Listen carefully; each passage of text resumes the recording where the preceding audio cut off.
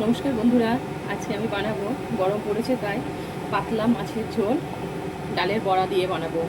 কাঁচকলা, এখানে আছে কাঁচকলা, সজনে ডাঁটা আর আলু, এই দিয়ে বানাবো। কড়াই বসিয়ে দিয়েছি, এবার তেল দিয়ে দিচ্ছি, সর্ষের তেল।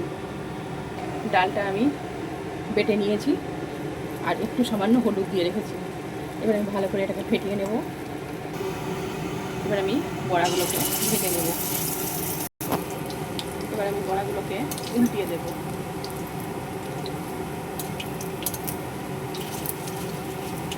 বড়াগুলোকে আমি খুব বেশি ভাজবো না, আমি এবার তুলে নেব। বড়া ভাজাগুলো তেলের মধ্যে আমি আরেকটু তেল মিশিয়ে এবার মাছগুলো ভেজে নেব।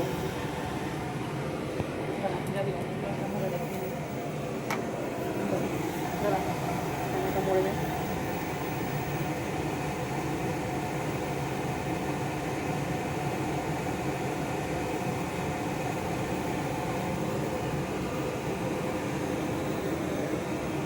যদি না মরে না, যখনই মাছ দিবি না, মাছটা কিন্তু ভেঙে দেবে, উল্টো ভেঙে দেবে, বাটাবার ভালো।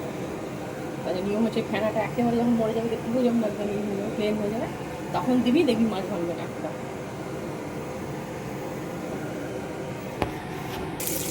এবার আমি মাছগুলো উল্টে দেবো।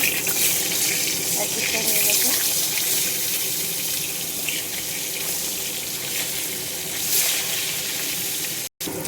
মাছগুলো ভাজা হয়ে গেছে, আমি এবার তুলে দেবো একটা একটা করে। আমার মাছ ভাজা হয়ে গেছে, এবার ফোড়নে দিয়ে দেবো দুটো শুকনো লঙ্কা আর দেবো কালো জিরে ফোড়ন। এর মধ্যে দিয়ে দেবো এবার আলু, কাঁচকলা আর সজনে ডাঁটা। সবজিগুলোকে আমি হালকা করে ভেজে নেব। দিয়ে দেবো জিরে গুঁড়ো, ধনে গুঁড়ো, লঙ্কা গুঁড়ো আর দেবো হলুদ গুঁড়ো। সামান্য একটু জল দিয়ে দেবো। এবার ভালো করে মশলাটাকে কষিয়ে নেব। এবার মশলাটা কষানো হয়ে গেছে, আমি এবার জল দিয়ে দেবো।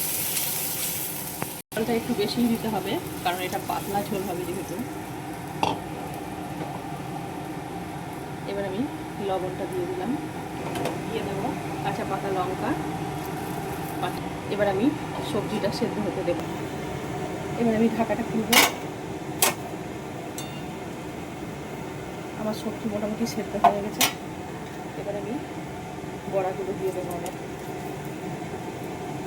বড়াগুলো হালকা সেদ্ধ হয়ে গেলে এরপরে মাছটা দিয়ে দেবো।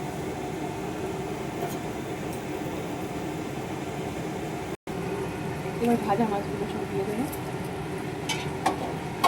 আরও 2-3 মিনিট ফুটিয়ে নেব। এবার আমি ঢাকাটা খুলে নেব। হয়ে গেল আমার মাছের বড়া দিয়ে পাতলা ঝোল। আমার রেসিপি যদি ভালো লাগে তাহলে লাইক করবেন, কমেন্টস করবেন আর শেয়ার করতে ভুলবেন না।